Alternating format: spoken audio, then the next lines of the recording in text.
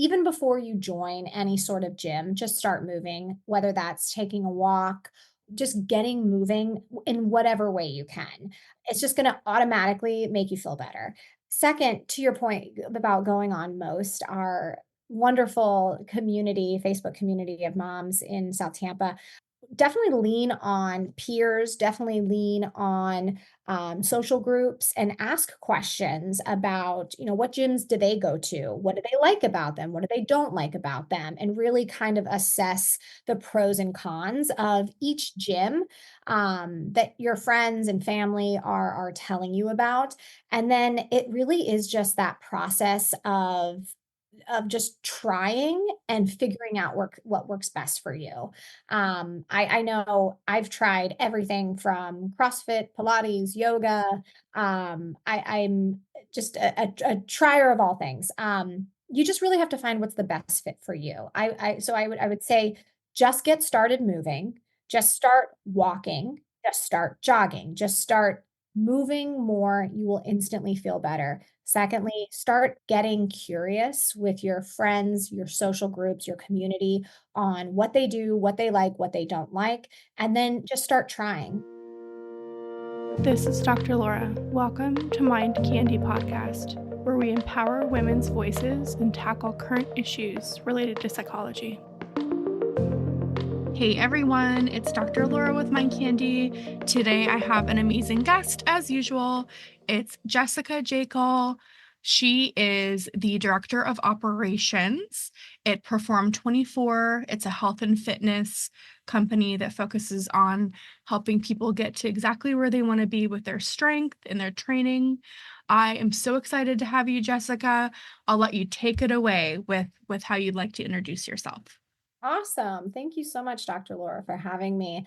So Jessica Jaeckel, my husband and I own Perform 24. We are a strength and performance gym located in the Tampa Heights area. We started the business, well, I should say my husband started the business around 10 years ago when we first started dating. He left a stable job to jump into the crazy world of entrepreneurialism, and I was in corporate and thought he was insane.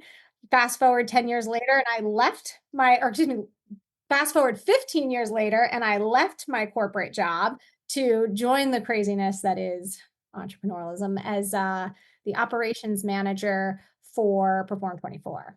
Amazing. So you're no stranger to business and operations and things like that, it doesn't sound like. Sales for CPG products. Right out of college, I was recruited to join a leadership and development team. They shipped me down to Florida to work for one of their distributor partners.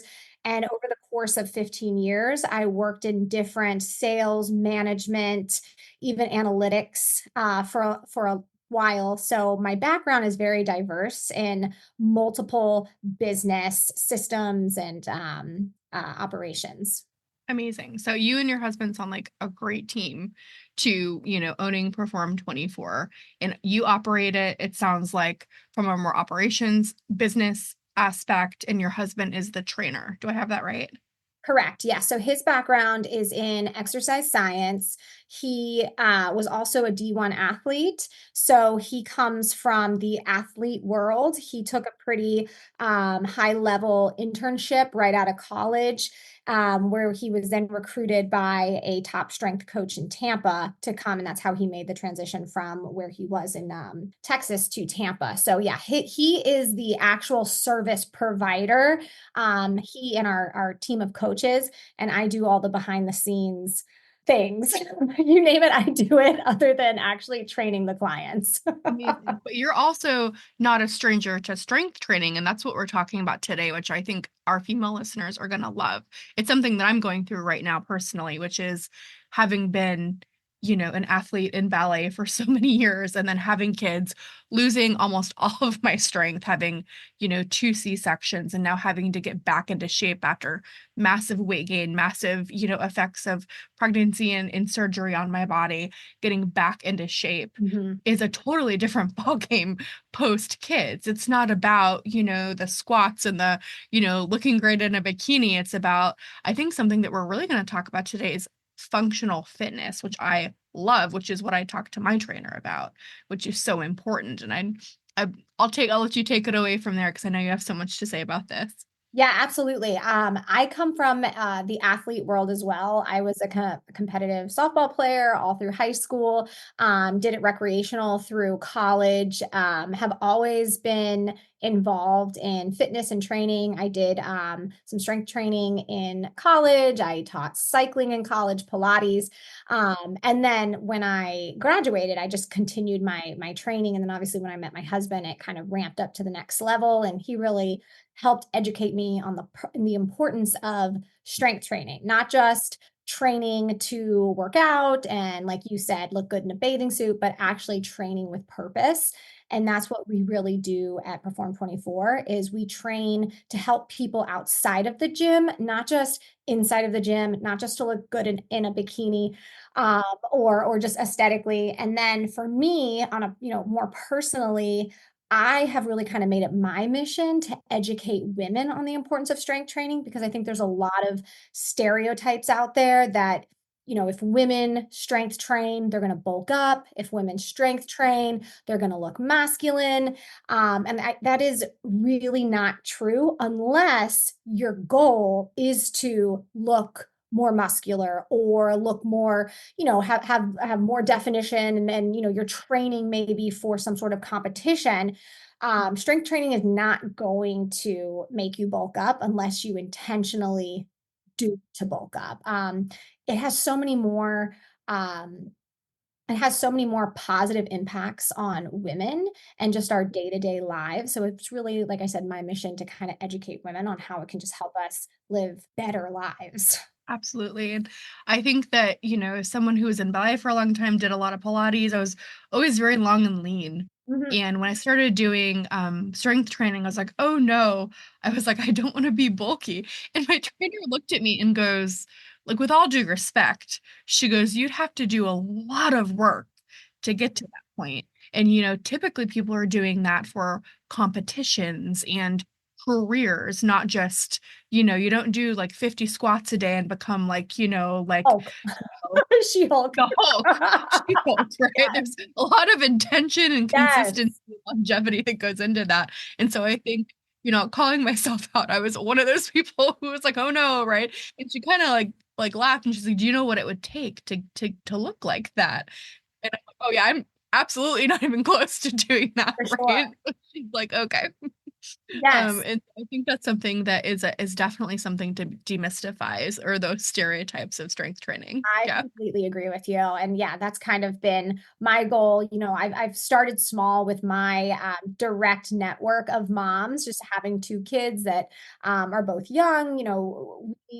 We have built a really good community of parent friends. So I've really kind of made it my mission to start educating first and foremost my mom friends to just help them again live and eat. I hate to say, I don't want to say easier because raising children is not easy by any means, but making the day-to-day tasks like picking up your kid and walking up the stairs, bringing in groceries, picking up Legos, just making those simple day-to-day tasks easier to manage. I think you were saying that too, that, making it mimic real life activities. Mhm. And I think that's for those of us who are maybe like me, who are not quite in shape at this point and are looking to do that. That's when I've hurt myself the most, Jessica. Like I remember one time I was bending over to grab something from the floor, most likely a Lego. And I tweaked my back getting back up and it was hard to like function for like 3 days. And I think those moments are the light bulb moments where it's like, oh, I need to change my lifestyle. Or I mean, I'm in my 30s. Can you imagine being in your 60s and these things, compound on each other? What do you have to say about that of maybe, women who are listening in their 20s, their 30s, their 40s? I think a lot of us may think, well, it's too far gone. I didn't start in my teens or my 20s. Maybe it's too late for me. What would you say to them? No more imposter syndrome. Compass Psychological Services helps you build greater self confidence. Yeah, absolutely. And kind of, playing off of what you just said, a lot of times when we do bend over to pick something up and we tweak our back, we blame it on our age or we blame it on something else. When in all actuality, it's just that we're not working the muscles that we need to be working that can support those day to day activities. And you're never too old to start. There are tests and studies out there that show older populations, 70 plus, who start resistance training at 70 plus, start to live a fuller, more productive life versus their peers who are not. So it's never too late to start, and you don't have to start by picking up a barbell and back squatting 200 pounds. It's can be simple resistance training. And I think for me the biggest thing is really educating women on what strength training does for us. So, as women, as we age, our bone density decreases. What strength training does for us is it actually promotes bones to create new tissue, which is going to create stronger bones and also help against osteoporosis, which unfortunately is something that women deal with more so than our men. But that's something as we age that we really need to do, to just support our bone health so that if we do fall or we do trip over something, we're not breaking a bone and really hurting ourselves, which is just going to put you in all sorts of trouble as you continue to get older. Absolutely. I mean, that means so much, I think, to anyone listening, right? Whether, they're regardless if they're, 20s, 30s, 40s, 50s, 60s, 70s, 80s, right? I think we all go through all these, and every decade there's a different set of problems, physically, mentally, everything. And I think that, it's kind of like that with therapy, right? I think people think I've had a lot of older adults come in for an intake, like, oh, it's too late for me. It's like, well, it's not, right? You can still learn to, love yourself, take care of yourself, be good to yourself at any age and, process traumas, process problems. And I think we often think that there's an expiration on these things. And so it's important to know that not just mentally, but physically, like both of our industries, right? It's valuable to just, start whenever you want to and you have the opportunity to empower yourself. What do you see for women, maybe, 30s, 40s, and 50s? What do you see kind of the most common physical problems that present in women wanting to strength train? Yeah, absolutely. So, as we age, we talked about bone loss, which leads to osteoporosis. So, strength training promotes new bone tissue, but also muscle loss is another one that can lead to sarcopenia, which strength training helps preserve, or excuse me, strength training helps build the muscle, which is critical for maintaining our mobility and our balance and our physical independence. When you stay strong, you're going to reduce your risk of injuries. You're going to reduce your risk of falls, which are going to be something that majorly impacts your life as you get older. Strength training helps with your metabolic health. So it's been shown that strength training regularly improves your insulin sensitivity and helps regulate your blood sugar levels, which helps reduce the risk of type 2 diabetes. It also helps you burn more calories, um, even when you're not moving, even at a state of rest, you're burning more calories, which can help with weight management. It helps with your cardiovascular health. It helps with improved blood circulation, lower blood pressure, helps reduce those bad cholesterol levels. And even from a mental standpoint, I know again, as a mom, as a business owner, stress levels can be off the charts sometimes. And one thing that really works for me is that strength training session. It's really just helping me get out some of that anxiety that I'm feeling. It lets me focus on something else other than my problems at hand. But what I find too is that it gives me a lot of mental clarity, and I'm actually able to kind of work through whatever problems I've been facing without intentionally thinking about said problems. I'll be thinking about something else like how much weight am I doing, or how many reps I'm doing, or focusing on completing a lift that I'm somehow I'll somehow get this aha moment and kind of come to a conclusion of a problem that has been nagging at me for a long time. Well, it's so funny you say that because there's research in psychology that shows a few, I think, really important things that our listeners would be even more excited to hear about. What you're saying is so important. And let's tack on some psychology to that because I love doing that. Um, Yeah. you know, we have found that, a lot of adverse experiences, trauma, or just daily accumulated life stress. I know for me, I know Jessica, you and I have talked about how we both have kids the same age, going to the same school, right? Yes. They're both wild, right? Yes. And wonderful children, but it's a wild ride, right? And that Yes. just I notice for me, right, whenever I'm getting more and more stressed, it's like my shoulders slowly creep up all the way Oh to my yeah. ears and then become one, Yes. like the Lady and the Tramp, right, where they get You have no neck. right, Your neck is no neck, gone. right? I've Yes, also noticed I've absolutely. developed the unsightly neck hump, right, Yeah. from leaning over, waking, things like that.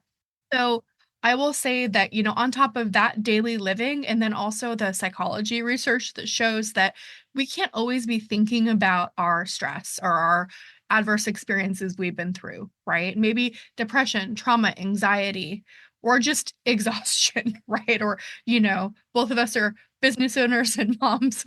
We know the definition of stress. A lot of our listeners are the same.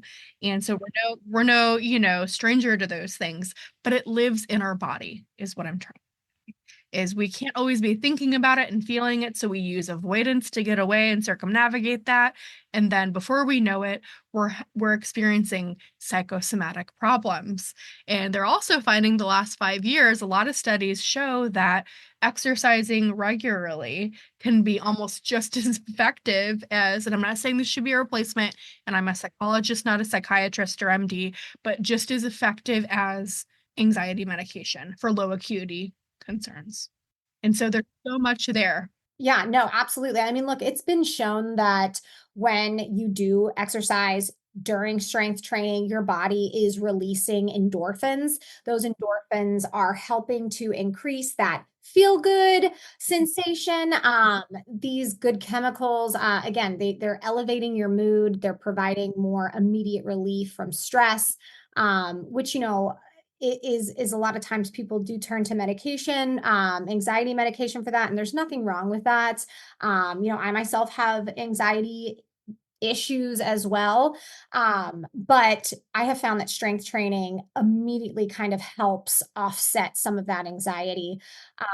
It also reduces stress hormones and it helps reduce our cortisol levels, which is that stress hormone. So again, there are so many positive effects, not just physically, but mentally with strength training. And for me, it really too helps with that mental resilience because if I can do hard things and lift heavy things in the weight room, I have this confidence within myself that I really take outside of the training floor as well.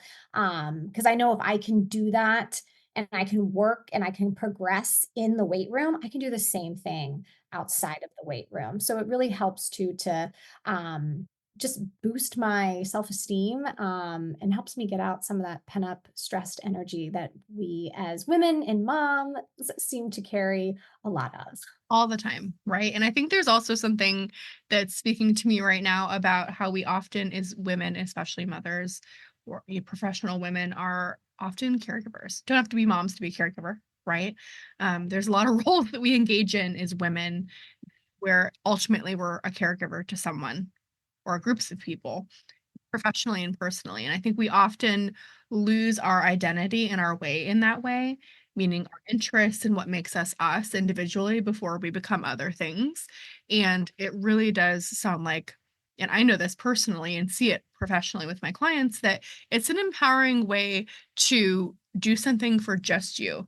For that small amount of time, you're just focusing on you and you're focusing on bettering your health, bettering your, whether that's physically, mentally, all of the above, because as we know, most of us know at this point, it's pretty well known that there's a mind body connection that often gets severed with all these distractions we have every day with this, all these electronic distractions, with the media, all these things. We can often sever that connection for long periods of time before we're able to kind of recalibrate back into that moment. And so I've really seen, my trainer's name, Nadia, if you're listening, I'm so sorry to say this. I often don't want to go, but I always am thankful I went. So when I'm getting up early in the morning to do it, I'm often not like, oh, this stinks, right? I'm like, oh, I don't want to do this, but I'm always thankful I did it after. So just 100%. I just am, being yeah, real, but I no, always show up. yes, Not unless I'm the I'm very same sick. way. Compass Psychological Services helps you manage stress and maintain a healthy work-life balance. I'm the same way. I am not thrilled to wake up before the sun rises to go downstairs and, get a workout in, but I tell you, I never regret a workout. I always regret not doing a workout. I I beat myself up sometimes, again, being too hard on ourselves as women. So I really try to make sure that I work it into, as much of a daily routine as possible. I mean, life happens. Sometimes you're gonna get thrown off course, but I really do try to be as consistent as possible. And one thing I always like to tell our clients and some of my mom friends and women friends is that, look, like, if we are spending so much time doing for others and we're never doing for ourselves, our glass is going to be completely empty. So how are we supposed to pour into others, our family, our friends, etc., if our glass is completely empty? We can't. We're not able to show up as our best self and give to others like we want to because we have nothing to give. So it's so important that we try to carve out just a little bit of time for ourselves every day if possible. And again, I know it's easier said than done, but just it really does benefit in so many ways. And it doesn't have to be this big grand thing, right? Meaning like, this big grand 90-minute workout. It can be something like 15, 20 minutes. Oh, absolutely. We have a Peloton downstairs, so sometimes I'll just hop on the Peloton and just, again, ride aimlessly. Or we do, we focus a lot on recovery and flexibility and mobility within our gym. So sometimes I'll just do some soft tissue work with a lacrosse ball. If I'm feeling sore somewhere, again, talking about holding all that stress in your neck. Sometimes I just need to do some trigger point work, which is you just take a firm ball and you lay on the ground and you put it on those stress points. And it's amazing just rolling around on the floor for 5 minutes with a firm lacrosse ball under you, how much it will actually help. So yeah, so it doesn't have to be this big situation. It can be as small as you want it to be. Just get moving, take time for yourself. I think I have a question that's I think gonna interest a lot of people too is how did the fitness industry change since like post COVID from pre to post? Yeah, absolutely. So for us specifically, I mean, we live in Florida. So we have a brick and mortar business. So for us, we were shut down completely for 3 months, which it was really challenging because my daughter is a true COVID baby, as I'm sure yours is as well. They are the Mine same is too. age. Yeah, so I often joke that my husband and I took maternity leave together because I was out for 3 months with my daughter, and he was out 3 months because the gym was shut down. And it was really challenging because at the time, thankfully, I did have a corporate job, so I was still we were still bringing in an income because the gym was bringing in. No, we did have support from PPE programs, which were a godsend for us. Only about 50 to 60% of our clients actually came back because of the fear of COVID, right? And it was a complete legitimate fear. So about 50 to 60% of our clients came back. Everybody was in mass, which that was extremely challenging. But as time went on, more of our clients started coming back. We have a really supportive community. Something that we noticed for our gym and have seen it with other gyms within our area is that because of COVID, we have seen an increased interest in more personalized training. People during COVID didn't want to go to the big box gyms where everybody was kind of all over each other, sweating all over each other. It's cramped, it's packed. So people started turning more towards that personal training, that more personalized fitness where it was, one on one or one on four. There weren't as many people there. So they had more of that space and more attention than they would at a larger gym. So yeah, that for me would definitely be the biggest thing that I've seen in the fitness world post COVID. I mean, there's so many things just from the economy wise that have happened or are happening. For us, we just moved buildings, so we had to get into a new commercial space, which that was very challenging. As a brick and mortar during this time, the cost of rent is extremely expensive. So being in a brick and mortar can definitely be challenging. So again, post COVID, that has been a challenge for us. Just trying to find an affordable place to support our business has also been a challenge. Thankfully, we found a place a little bit outside of our target market that we've been in for 10 years, but we are reestablishing ourselves and doing well. It is constant recalibration as an entrepreneur myself, and I know a lot of people can relate to this. Yeah. It's a constant recalibration. Yeah. Always. I often joke about like the ebbs and flows of being a business owner. You one day or even 1 minute will be on the highest of highs, and then the next second the lowest of lows. So again, going back to finding those moments where you can kind of recalibrate, refocus are so important because we're on an emotional roller coaster. I want to touch on this too. You have a really touching story of kind of your aha moment of one of the contributing reasons of why you switched from corporate America to working as an entrepreneur in a small business, about your kids being upset about a business trip. Would you mind sharing that? Yeah, absolutely. So yeah, being in corporate for me, I traveled a lot. And when I was young and single or newly engaged, it was so much fun and it led to a lot of amazing experiences. But as I got older and we started having kids, the traveling just seemed to intensify and the emotions around traveling also intensified. So I think for me, my last trip, I was was going to Las Vegas, which a lot of people will be like, "Wow, Las Vegas, that's so much fun." But when you go for your fourth time in 6 months, it's not so fun, especially when you're not going to experience Vegas as Vegas. But I was packing up my suitcases, and both kids were physically sitting in the suitcases, like not letting me pack. And then as I was leaving, my son started punching the suitcase and he was just angry. And I knew at that point that I was doing them such an injustice by continuing on the path that I was on. And I know a lot of women are faced with this struggle and they don't have an option and they have to keep going. And I empathize with them so much because I stayed with it for 5 years. And I finally got to a point where I saw that there was another pathway for me. I just really had to get the confidence um, to take the steps toward that. And it was the hardest decision I ever made in my life. But as soon as I made it, I knew it was the best decision and I never looked back. Yeah, that's amazing. And it's such a, I think, touching story that, we as people, we as professional women, right? And just people in general, we often have these, more emotional moments of, yeah, it's really, really hard. And I think when we transition, there's usually a lot of emotion behind it. And there's a lot of experiences that have led to us making that decision. And it's hard, as being an entrepreneur and being someone who's counting on themselves, like you're kind of wearing all the hats, right? You're the Absolutely.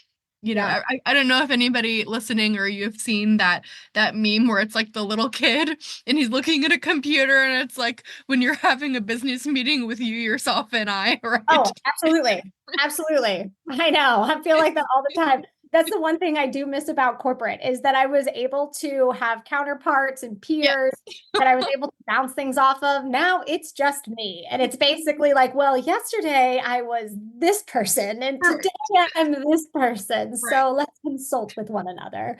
Yeah. So It's yes, yeah, it's so challenging. funny, but it's also why it's so nice connecting with other entrepreneurs Yes. and making sure we're never an island, that's Absolutely. isolated. I consult a lot. I run a consultation group, and it's fun, but it's maybe a little different for me because I work with like very client facing in a clinical sense. So I make sure I'm never never feeling isolated. But it's really nice to constantly network and constantly meet people that you can bounce ideas off of, even if it's not about your particular industry, just about life, right? So Absolutely. yeah, No, absolutely. I really tried to lean into that. My husband being the actual service provider, he doesn't really have the opportunity to step out of the gym at this point. So it's been my role. I'm very community facing. So I get out and I've joined all the networking groups I could possibly join, which drives my husband crazy because he's like, "How are you joining another networking group?" And I'm like, "Great." But I've joined a lot of women networking groups, women in entrepreneurialism, and it's been so helpful. To your point, it's not even about talking to someone who's in the industry, but just someone who can understand the day-to-day trials and tribulations and can just vent with them. yeah, Honestly, a good vent absolutely. session is Yes. amazing. Like, it's amazing. Yeah, it's so important to get those feelings out. I am a huge fan of that. Oh, yes. You have to, otherwise they're all bottled up. Even the most successful couples can have breakdowns in communication. However, Compass Psychological Services provides tools to help navigate these pressures together. I'd like to close on this. For our listeners who, I'm sure at all different levels with their fitness journey and their health journey, someone like me about 3.5 months ago, I'm still very early days, and I was really scared. I went on Most and I found a personal trainer, and it worked. Right? She's amazing. We've been working together for a while. She's fantastic. Emotional and physical support. She's fantastic. I highly recommend you guys and her. I'll put both of those links in my bio. But I was scared, right? Like I was out of shape. I was, honestly, like physically capably feeling a bit insecure. I was scared to go in a gym. And the last time I went into a fitness gym, I tore my ACL because they were just letting us do whatever. And I didn't do what I was supposed to do. And so I'm not saying it was their fault, not saying it was my fault. It just was not a great situation. I was scared, to be honest with you. And I think a lot of people getting back into shape feel insecure, scared, unsure. What would you speak to that person? I mean, now I go in with my head held high and I'm proud of myself that I'm getting it done, right? And I've also found, by the way, that nobody cares. Everybody's there for themselves and most people are incredibly kind and supportive. And if you're mean, I've seen people be mean in the gym before, not often, but they're the ones that get escorted out and they're the ones that get the side eye by everybody. So, not like it used to be, right? It's a way, way better environment. And, I do several things. So I will say that that's just to give hope to people that may be feeling a little unsure. But what would you say is the more of the professional experience seasoned person here? What would you say to someone who's maybe listening to this and going like, maybe now's the time that I need to start taking care of my physical health and taking it more seriously? What would you say to them? For sure. I mean, the first thing I would say is just start moving. Even before you join any sort of gym, just start moving, whether that's taking a walk or um, just getting moving in whatever way you can. It's just going to automatically make you feel better. Uh, Second, to your point about going on Most, our wonderful community, Facebook community of moms in South Tampa. Um, Definitely lean on peers, definitely lean on social groups and ask questions about, what gyms do they go to? What do they like about them? What do they don't like about them? And really kind of assess the pros and cons of each gym that your friends and family are telling you about. And then it really is just that process of just trying and figuring out what works best for you. I know I've tried everything from CrossFit, Pilates, yoga. I'm just a trier of all things. You just really have to find what's the best fit for you. I would say just get started moving, just start walking, just start jogging, just start moving more, you will instantly feel better. Secondly, start getting curious with your friends, your social groups, your community on what they do, what they like, what they don't like, and then just start trying. And sometimes you are going to be intimidated, but that's okay. It's good to go into the unknown and feel uncomfortable because the greatest growth that we have is during those uncomfortable moments. So sometimes we have to put ourselves out there, whether that be professionally or personally, to really just to start seeing growth. So I would just encourage you to get moving, get curious, and get uncomfortable. I totally agree. I think that it's one of the best things I've done for myself, to be honest with you. Was definitely freaked out at first, Yes. but Oh yeah. yeah, it's scary. But a lot of like you said earlier, we like to do hard things, and it's really powerful doing hard things and being able to kind of refute those negative thoughts. I know a lot of people come in my office for a intake and they're horrified. We're Oh, for like, sure. "Who is this person? Can they help me? Like, Yes. will I feel judged? Yes. Is You're this gonna help?" insecure. Right? Yeah. Absolutely. We get that. Can I meet my goals? Yeah, we Yeah. get that a lot. We get a lot of people that come in because we are a strength and performance gym and we do train professional athletes. People have this perception that they're going to walk in and it's just going to be a bunch of people just dropping heavy weights and like shirts off, high-fiving, and it's not that. We've really created this very friendly, approachable environment where our coaches don't yell at you. Nobody's screaming at you. We encourage you. We're a very supportive community. But it's again, like you wouldn't know that unless you asked a fellow friend or community member who's been to us and you've just come in and experienced it for yourself. So like you said, we just sometimes got to do those hard things, as uncomfortable as they make you feel. That's where the greatest growth is going to come. Well, I would love to have you back, and I think it would be really fun for you and I to talk about kind of stereotypes of psychology and stereotypes of personal fitness.